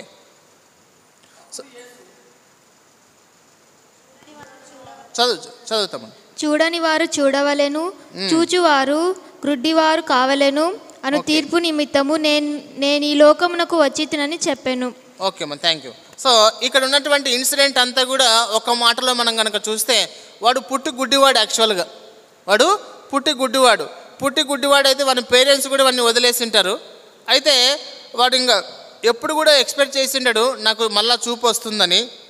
యేసుక్రీస్తు ప్రభు వారు ఆ దారిన వస్తే వాడు యేసుక్రీస్తు ప్రభువుని కలుసుకోవడం వల్ల వాడు చూపు పొందుతాడు. వాడు చూపు పొందినటువంటి విషయం అక్కడ ఉన్నటువంటి పరిసయ్యులు, శాస్త్రులు వాళ్ళు గమనించి వాడిని పట్టుకొని ప్రశ్నిస్తూ ఉంటే, వాడు నిన్ను ఎవరు స్వస్థపరిచారంటే యేసుక్రీస్తు ప్రభు నన్ను స్వస్థపరిచారు అని చెప్పని అడిగితే, వాడు నిజంగా గుడ్డివాడిగా ఉన్నాడా లేదా అని చెప్పి వాళ్ళ పేరెంట్స్ని పిలిపించి అక్కడ ఒక పంచాయతీ పెడితే, వాడైతే గుడ్డివాడిగా మాకు జన్మించాడు, కానీ వాడు ఇప్పుడు ఎట్లా చూపు పొందినాడో మాకు తెలియదు అని చెప్పి మన పేరెంట్స్ కూడా తప్పించుకుంటారు అక్కడ. కానీ మరలా వాడిని అక్కడ వెలివేస్తారు, అక్కడ ఉన్నటువంటి శాస్త్రులు, పరిసయ్యులు. నెక్స్ట్ వాడిని వెలివేసినారని చెప్పి యేసుక్రీస్తు ప్రభు తెలుసుకొని వాడిని కలుసుకున్నప్పుడు యేసుక్రీస్తు ప్రభు వాడిని ఆదరించి వానితో అడుగుతున్నటువంటి వాడిని ఆదరించినప్పుడు వాడు చేస్తున్నటువంటి ఆ యొక్క విషయం ఏంటి అని అంటే 38వ వచనంలో ఉంటుంది. ఏమనంటే, అంతటా వాడు ప్రభువా నేను విశ్వసించున్నాను అని చెప్పి ఆయనకు మ్రొక్కెను. యూదా సాంప్రదాయం ప్రకారము వాళ్ళు ఎవరికి పడితే వాళ్ళకి మొక్కరు, దేవునికి మాత్రమే వాళ్ళు మొక్కేది. ఎందుకనంటే వాళ్ళ యొక్క ఆరాధన దేవునికి మాత్రమే చెందేటట్లుగా ఉంటుంది అనమాట. కాబట్టి ఆయనకు మొక్కాడు అని అంటే దాని అర్థం ఏంటి? ఆయన దేవుడు అని వాడు గుర్తించాడు. ఆ తర్వాత అక్కడ ఆ యొక్క మొక్కుబడిని స్వీకరించినటువంటి ఆయన ఎవరు? యేసుక్రీస్తు ప్రభు వారు. యేసుక్రీస్తు ప్రభువు కూడా ఏమని అనిండాలి, ఒకవేళ ఆయన దేవుడు కాకపోతే నువ్వు నాకు మొక్కద్దు అని మాట్లాడతారు. ఒకసారి ఎవరు అని అంటే కొంతమంది దూతలు మన వీళ్ళ భక్తుల దగ్గరకు వచ్చినప్పుడు వారు వాళ్ళకి లోబడ్డానికి అంటే వాళ్ళ పాదాలను తాకడానికి ప్రయత్నం చేస్తే, వద్దు సుమి మేము కూడా మీ వంటి వారమే అని చెప్పని మాట్లాడతారు. మేము కూడా మీ వంటి వారమే, మనం దేవునికి మాత్రమే మొక్కాలని చెప్పని మాట్లాడతాడు. యేసుక్రీస్తు ప్రభు వారు సాతాను చేత శోధించబడుతున్నప్పుడు ఆయన ఒక వాక్యాన్ని ఉపయోగిస్తాడు. సాతానుడు వచ్చి నువ్వు నాకు మొక్కితే ఈ లోక రాజ్యాలన్నీ నీకు ఇస్తానని చెప్పి అన్నప్పుడు ఆయన సాతానుడని వెళ్ళిపో, నీ ప్రభు అయిన నీ దేవునికి మాత్రమే మొక్కవలెను అని చెప్పి ఆయన మాట్లాడతాడు. కాబట్టి ఈ యొక్క యూదా సాంప్రదాయం ప్రకారం వారు ఎవరికి పడితే వారు మొక్కరు. సో కేవలం దేవునికి మాత్రమే వారు మొక్కుతారు. కాబట్టి ఆయన దేవుడు కాబట్టి ఆ యొక్క మొక్కుబడికి ఆయన ఆ యొక్క ఆరాధనకు ఆయన పాత్రుడిగా ఉన్నాడు. ఆయన ఆరాధనను స్వీకరించాడు. సో ఈ యొక్క విషయాలన్నింటినీ మనం చూస్తే ఇంకా చాలా విషయాలు ఉన్నాయి ఆయన యొక్క దేవత్వానికి సంబంధించినటువంటి విషయాలు. సో నేను ఇంకా మిగతా విషయాల్లోకి వెళ్ళట్లేదు. రైట్, నెక్స్ట్ ఆయన యొక్క మానవత్వాన్ని కూడా చూద్దాం. కొంతమంది ఏమంటారంటే ఆయన ఒక దేవుడు మాత్రమే అని మాట్లాడతారనమాట. అయితే ఆయన మానవుడుగా కూడా జన్మించాడు. ఎందుకనంటే మానవుని యొక్క బాధ అర్థం అవ్వాలని, మానవుని యొక్క కష్టాన్ని ఆయన అర్థం చేసుకోవాలని, మానవునికి తన యొక్క కష్టములో ఆయన సహాయపడాలని, మానవునికి వాని యొక్క బాధలో వాడిని ఆదరించాలని, వాడిని ఓదార్చాలని చెప్పి మానవుడు కలిగినటువంటి ప్రతి బాధను ఆయన కలిగి ఉన్నాడు. సో కాబట్టి మనం కనుక చూస్తే ఒకసారి మనకు ఎట్లాగైతే ఆకలి అవుతుందో ఆయనకు కూడా ఆకలి అయ్యింది. అది మత్తయి సువార్త 4వ అధ్యాయం 2వ వచనంలో మనం చూస్తాం. తర్వాత మత్తయి సువార్త 21వ అధ్యాయం 18వ వచనంలో కూడా మనం చూస్తాం. మనకు ఎట్లాగైతే దప్పిక అవుతుందో ఆయన కూడా దప్పిక అయింది. అది యోహాను సువార్త 4వ అధ్యాయం 7వ వచనంలో మనం చూస్తాం. తర్వాత ఆ యొక్క ఇన్సిడెంట్ మనకు అందరికి కూడా తెలుసు. ఆయన ఒక సమరయ స్త్రీని కలుసుకుంటాడు. సమరయ స్త్రీని కలుసుకున్నప్పుడు నాకు దాహం అవుతుంది, తాగడానికి ఏమైనా ఉన్నాయా, నా దప్పిక తీర్చడానికి ఏమైనా ఉన్నాయా అని చెప్పని అడుగుతాడు. సో అక్కడ ఒక మానవుడిగా ఆయన ఆమెతో మాట్లాడతాడు. తర్వాత మనం ఎట్లాగైతే టైర్డ్ అవుతామో, మనం ఎట్లాగైతే అలసిపోతామో ఆయన కూడా అలసిపోయినాడు. అది యోహాను సువార్త 4వ అధ్యాయం 6వ వచనంలో మనం చూస్తాం. ఆయన మనలాగానే ఆయన కూడా నిద్రపోయినాడు. అది మత్తయి సువార్త 8వ అధ్యాయము 24వ వచనంలో మనం చూస్తాం. మనము ఎలాగైతే ప్రేమిస్తామో ఆయన కూడా ప్రేమించాడు. సో మార్కు సువార్త 10వ అధ్యాయం 21వ వచనంలో మనం చూస్తాం. అక్కడ ఉన్నటువంటి పరిస్థితి ఏంటంటే లాజరు చనిపోయినాడు అనేటువంటి మాట విన్నప్పుడు ఆయన ఆ యొక్క సమాధి దగ్గరకు వచ్చి ఆయన తన కన్నీరు విడిచినటువంటి మాట మనం చూస్తాం. ఆ కన్నీరు విడిచినటువంటి పరిస్థితిని చూసి అక్కడ ఉన్నటువంటి జనాలు అందరూ కూడా అని మాట్లాడతారు. ఏమని మాట్లాడతారంటే, చూడుడి ఇతడు అతన్ని ఎలాగో ప్రేమించను అనే మాట అక్కడ ఉపయోగిస్తారు అనమాట. కాబట్టి ఆయన మానవుల వలె తను కూడా ప్రేమించాడు. మానవుల వలె ఆయన కూడా దప్పికొన్నాడు. మానవుల వలె ఆయన కూడా ఆకలిగా ఉన్నాడు. మానవునికి ఎలాగైతే నిద్ర అవసరమో ఆయనకు కూడా నిద్ర అవసరమైంది. మానవుడు ఎలాగైతే అలసిపోయాడో ఆయన కూడా అలాగా అలసిపోయినాడు. తర్వాత మానవుడు ఎలాగైతే దుఃఖంతో మూలుగుతాడో ఆయన కూడా దుఃఖంతో మూలిగాడు. యోహాను సువార్త 11వ అధ్యాయం 33వ వచనంలో మనం ఆ మాటలు చూస్తాం. సో కాబట్టి ఆయన కన్నీళ్ళు కూడా విడిచాడు. యోహాను సువార్త 11వ అధ్యాయం 35వ వచనంలో మనం ఆ మాటలన్నీ కూడా చూస్తాం. కాబట్టి ఈ యొక్క విషయాలన్నీ కూడా మనం చూసినప్పుడు దేవునికి సంబంధించినటువంటి లక్షణాలన్నీ కూడా ఆయనలో ఉన్నాయి. మానవునికి సంబంధించినటువంటి ప్రతి లక్షణము కూడా ఆయనలో ఉంది. కాబట్టి ఇప్పుడు యేసుక్రీస్తు ప్రభుని మనం ఏమని ఒప్పుకుందాము? ఆయన సంపూర్ణ మానవుడు, ఆయన సంపూర్ణ దేవుడు. Jesus Christ is the 100% God and 100% man. కాబట్టి ఎవరైనా వస్తే మనం ఏమని చెప్పాలనంటే ఆయన సంపూర్ణ దైవనరుడు, ఆయన సంపూర్ణ దైవనరుడు. మనం నెక్స్ట్ క్రిస్మస్ సీజన్లోకి ఎంటర్ అవుతున్నప్పుడు మన యొక్క సువార్త ప్రకటనలో ఉండాల్సినటువంటి అంశాలన్నీ కూడా ఏంటంటే ఆయన యొక్క దైవత్వాన్ని గురించి మనము మాట్లాడాలి. ఆయన పశువుల పాకలో జన్మించాడు అనే ఆ విషయాన్ని మాత్రమే గట్టిగా చెప్పడం కాదు, ఆయన నీ కోసం నా కోసం చనిపోయాడు, నీ కోసం నా కోసం ఆయన దేవుడయ్యుండి ఆయన మనుషుల పోలికగా పుట్టాడు అనేటువంటి విషయాన్ని మనం చాలా గట్టిగా చెప్పాలి. మన ఫ్రెండ్స్కైనా, మన రిలేటివ్స్కైనా, మన యొక్క ఇరుగు పొరుగు వారికైనా, ఎవరికైనా సరే మనం చెప్పాల్సిన మాట ఏంటంటే ఆయనకి సంబంధించినటువంటి ఒక పశువుల పాకను నిర్మించడంకి మాత్రమే మనం పరిమితం కాకూడదు. ఆయన మన కోసం ఎంత త్యాగం చేశాడో ఆ యొక్క విషయానికి సంబంధించి మనం తప్పకుండా మన యొక్క సువార్త ప్రకటనలో ఆ యొక్క విషయాలన్నీ కూడా మనము పేర్కోవాలి. తర్వాత యేసుక్రీస్తు ప్రభు వారికి మానవునికి ఎలాగైతే శరీరము, ఆత్మ, ప్రాణము ఎలాగైతే ఉన్నాయో యేసుక్రీస్తు ప్రభు వారికి కూడా శరీరము ధరించాడు. ఆయనకి ఆత్మ ఉంది, ఆయనకు ప్రాణము కూడా ఉంది. ప్రాణం అంటే ఏంటి? రక్తమే ప్రాణం, రక్తమే ప్రాణం. ఇప్పుడు మన బాడీలో నుంచి బ్లడ్ అంతా కూడా తీసేసినాం అనుకో, మనం బ్రతుకుతామా? బతకలేం, అవునా కదా? సో కాబట్టి అయితే ఆయన శిలువ మీద చనిపోయినప్పుడు ఆయన తన ఒంట్లో ఒక రక్తపు బొట్టు కూడా ఆయన ఉంచుకోలేదు. కాబట్టి యేసుక్రీస్తు ప్రభువుని మనము ఏమని అంగీకరించాలి అని అంటే ఆయన్ని సంపూర్ణ మానవుడిగా మనం అంగీకరించాలి, ఆయన్ని మనం సంపూర్ణ దేవునిగా మనము అంగీకరించాలి. కాబట్టి ఎవరు ఏ తప్పుడు బోధ మన దగ్గరకు వచ్చినా, ఎలాంటి తప్పుడు బోధకులు మన దగ్గరకు వచ్చి మన యొక్క విశ్వాసాన్ని డైవర్ట్ చేయాలని చూసినా మనం వారితో గట్టిగా ఈ మాటలన్నీ కూడా మనము మాట్లాడాలి. కాబట్టి ఆయన ఎలాగూ దేవుడై ఉన్నాడు, ఆయన ఎట్లాగూ మానవుడై ఉన్నాడు అనేటువంటి విషయాలన్నీ కూడా వాళ్ళకి కూలాంకుషంగా చెప్పినప్పుడు మన దగ్గరకు వస్తుంటారు జెహోవా విట్నెస్ వాళ్ళు, ఆ తర్వాత ఇంకా కొన్ని చిన్న చిన్న గ్రూప్స్ ఉన్నాయి. సో అట్లాంటి వాళ్ళకు కూడా మనం చెప్పాల్సిన మాట ఏంటంటే ఆయన సంపూర్ణ మానవుడు, ఆయన సంపూర్ణ దేవుడు అని చెప్పి మనము ఒప్పుకోవాలి. అయితే ఆయన సంపూర్ణ దేవుడు అయినప్పుడు మన యొక్క జీవితము మీద ఆయనకు సంపూర్ణ అధికారము కలిగి ఉంది. డాక్టర్ బిల్లీ గ్రహం గారు అని చెప్పి మనకు అందరికి కూడా తెలుసు. ఆయన చాలా గొప్ప దైవజనుడు, చాలా గొప్ప సువార్థికుడు, అంతర్జాతీయ సువార్థికుడు. ఆయనకి వాళ్ళ మదర్ ఇలా చెప్పిందనంట, సో చిన్నప్పుడు సండే స్కూల్లోనే వాళ్ళ అమ్మ ఆయనకి వాళ్ళ యొక్క ఫ్యామిలీ ప్రేయర్లో ఇలా మాట్లాడుతూ వచ్చిందంట. ఏది అనంటే సామెతలు 3వ అధ్యాయము 5-6 వచనాల్లో మాట ఉంటుంది. నీ స్వబుద్ధిని ఆధారం చేసుకొనక సంపూర్ణంగా నీ యొక్క జీవితానికి సంబంధించి ఆయన అధికారానికి లోబడు, అప్పుడు నీ మార్గములన్నింటినీ ఆయన చక్కపరుస్తాడు. ఆ వచనం ఒక్కటి చదువుకొని ముగించుకుందాం. సామెతలు 3వ అధ్యాయము 5-6 వచనాలు. నీ స్వబుద్ధిని ఆధారము చేసుకొనక నీ పూర్ణ హృదయముతో యెహోవా యందు నమ్మికయుంచుము, నీ ప్రవర్తన అంతటి యందు ఆయన అధికారమునకు ఒప్పుకొనుము, అప్పుడు ఆయన నీ త్రోవలను సరళము చేయును. మనం అనుకుంటాం, కింద వచనం కూడా ఉంది, నేను జ్ఞానిని కదా అని నువ్వు అనుకోనవద్దు అని మాట ఉందన్నమాట. ఈ కాలంలో నేను మొన్న ఒకసారి బయటికి వెళ్తూ ఉంటే మొన్న కర్నూలుకి వెళ్ళినప్పుడు కర్నూలులో ఒక బైక్ ఉన్నటువంటి ఉంటాయి కదా మీమ్స్, బైక్ వెనక్కి మన స్లోగన్స్ రాసుకుంటాం. సో అట్లాంటి ఒక స్లోగన్ నేను చదివిన. ఏమని స్లోగన్ అంటే, వాళ్ళ ఫ్యామిలీ సంబంధించిన స్లోగనో లేకుంటే ఏదైనా దేశభక్తికి సంబంధించినటువంటి స్లోగనో రాసుకుని ఉంటే నేను చాలా ఆనందపడేవాడిని. కానీ వాడు ఒక స్లోగన్ రాస్తాడు, ఏమంటే 100% ఈగో ఉంది నాకు అని రాసిన. 100% ఈగో ఉంది అని. అంటే అట్లాంటి తరంలో మనం జీవిస్తున్నాం.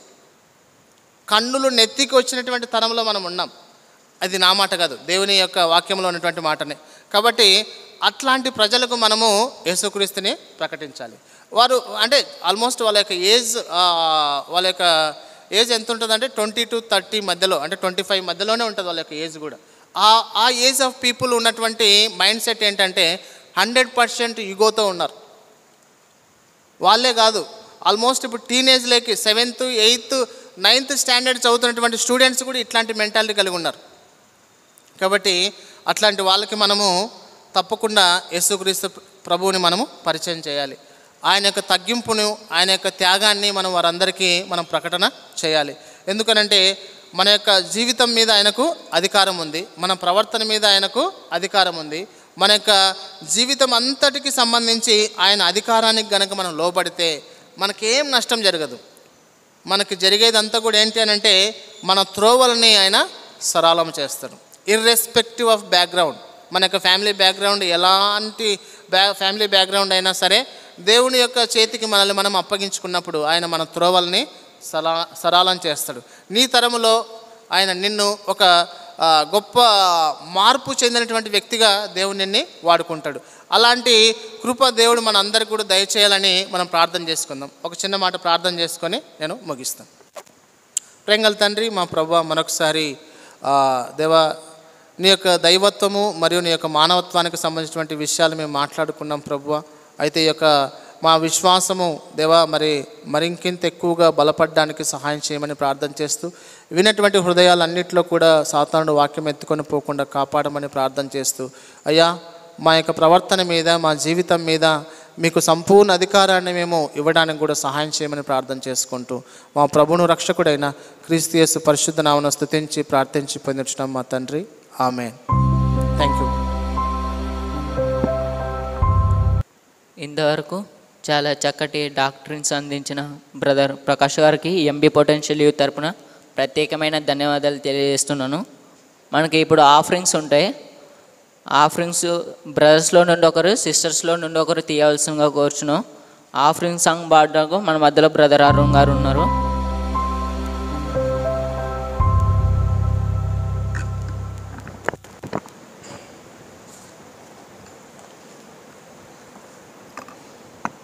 దేవునికి మహిమ కలుగును గాక.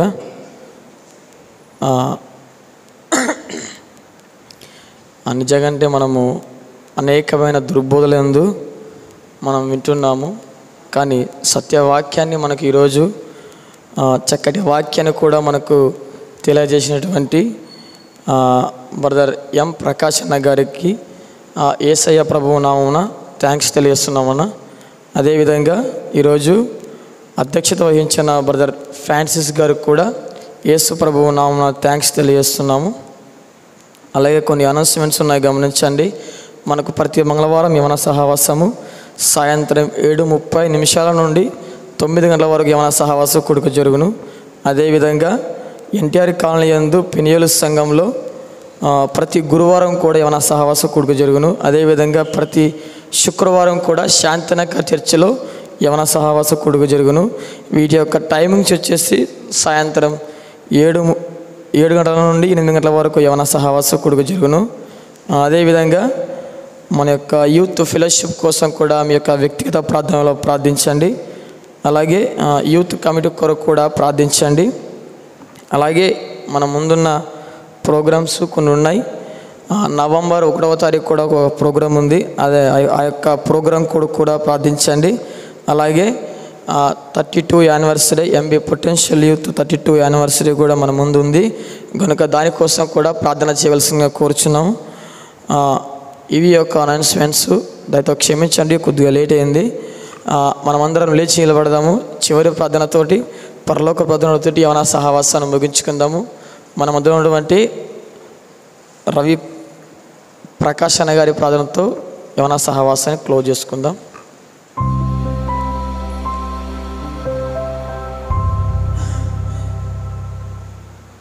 ప్రార్థన చేసుకుందాం. ప్రేమగల తండ్రి, మా ప్రభువా, మరొకసారి దేవా మరి మీ యొక్క సన్నిధిలో నిలిచేటువంటి భాగ్యాన్ని మాకందరికి కూడా ప్రసాదించినందుకు నీకు వందనాలు ప్రభువా. దేవా మరి మా ముందున్నటువంటి అనౌన్స్మెంట్స్ అన్నిటినీ మీ చేతులకు అప్పగిస్తుంటున్నాం. దేవా నవంబర్ నెలలో మాకున్నటువంటి ప్రోగ్రామ్స్ అన్నీ కూడా మీ చేతులకు అప్పగిస్తుంటున్నాం. దేవా సహాయం చేయండి. దేవా యొక్క ప్రోగ్రామ్స్ అన్నీ కూడా మీ యొక్క నామానికి మహిమకరంగా, మా యొక్క జీవితాలకు ఆశీర్వాద కారణంగా మీరే నడిపించమని ప్రార్థన చేస్తుంటున్నాం. దేవా మరి అంతేకాకున్నట్టుగా ఇక యూత్ను నడిపిస్తున్నటువంటి కమిటీ కోసం ప్రార్థన చేస్తుంటున్నాం. దేవా సహాయం చేయండి. యూత్ కమిటీ మెంబర్స్ అందరినీ కూడా దీవించండి. వారి వారి పనులన్నింటిలో కూడా మీ యొక్క సహాయాన్ని దయచేస్తూ చక్కగా మీ యొక్క దేవమరి కార్యక్రమాలను దేవమరి మీ నామానికి భయంకరంగా నడిపించడానికి సహాయం చేయమని, వారి యొక్క యవన జీవితాలను మీరే స్థిరపరచమని కూడా ప్రార్థన చేస్తూ, దేవా మరి ఇక్కడికి వచ్చినటువంటి ప్రతి ఒక్కరిని బట్టి మీకు వందనాలు. వారి యొక్క హృదయాల్లో ఉన్నటువంటి ప్రతి విధమైన అవసరతలు ఏంటో మీకు తెలుసు, వారి యొక్క బాధలు ఏంటో మీకు తెలుసు, వారి యొక్క అక్కర్లు ఏంటో మీకు తెలుసు కనుక దేవా మరి వారిని మీరే ఓదార్చండి. దేవ వారి యొక్క అవసరతలను మీరే తీర్చండి. దేవ మరి అందరూ దేవా తమ ఆ యొక్క దుఃఖాన్ని మీతో మరి షేర్ చేసుకుంటున్నారో వారికి దుఃఖ నివారణ దయచేయమని ప్రార్థన చేస్తుంటున్నాం ప్రభువా. దేవ మరి విన్నటువంటి వాక్యము మరి దేవ మరి అది వ్యర్థమైపోకుండా వారి యొక్క హృదయాల్లో పదిలపరిచి దేవ మరి మీరే దాన్ని నీరు కట్టి ఫలింపచేసి దేవ మరి మంచి ఫలముగా మేము చూడడానికి కూడా సహాయం చేయమని ప్రార్థన చేస్తూ, దేవ మరి రాబో కాలానికి అనేక మంది దేవాన్ని యొక్క సాక్షులుగా నిలబడడానికి, అనేక మంది మంచి నాయకులుగా లేవడానికి మరి మీరే కృప చూపించమని ప్రార్థన చేసుకుంటూ, దేవా మరి ఇక్కడికి వచ్చినటువంటి మమ్మల్ని అందరినీ మీ చేతులకు అప్పచెప్పుకుంటూ, మా సంఘాన్ని మా యొక్క సంఘ కార్యక్రమాలను మీ చేతులకు అప్పచెప్పుకుంటూ, మా సంఘ కాపరిని మీ చేతులకు అప్పచెప్పుకుంటూ, ఆయన కుటుంబాన్ని మీ చేతులకు అప్పగిస్తుంటున్నాం. సాయం చేయమని మరి మీరే మా యొక్క సంఘానికి తోడుగా ఉండి సహాయం చేస్తూ మా యొక్క కార్యములన్నింటినీ కూడా మీరే స్థిరపరచమని ప్రార్థన చేసుకుంటూ, దేవా మరి రాత్రి తిరిగి వెళ్తుంటుండగా మాతో మీరు ఉండమని, మా కుటుంబములకు మీ యొక్క సమాధానమును మీ యొక్క కృపను తోడుగా ఉండ దయచేయమని ప్రార్థన చేసుకుంటూ, మా యొక్క ప్రభువును మా యొక్క రక్షకుడు అయినటువంటి క్రీస్తు యేసు పరిశుద్ధ నామమును స్తుతించి ప్రార్థించి పొందుతున్నాం మా తండ్రి, ఆమేన్. పరిశుద్ధపరచును గాక, నీ రాజ్యం మాకు వచ్చును గాక, నీ చిత్తం పరలోకమందు నెరవేర్చబడినట్లు భూమి మీద నెరవేరును గాక. మాకు కావలసిన ఆహారాన్ని మాకు దయచేయము, మా రుణస్తులను క్షమించిన ప్రకారం మమ్మల్ని క్షమించము, మమ్మల్ని శోధనలేకపోతే కీడు నుంచి తప్పించము, ఎందుకంటే రాజ్యము బలము మహిమ నిరంతరం నావు తండ్రి, ఆమేన్.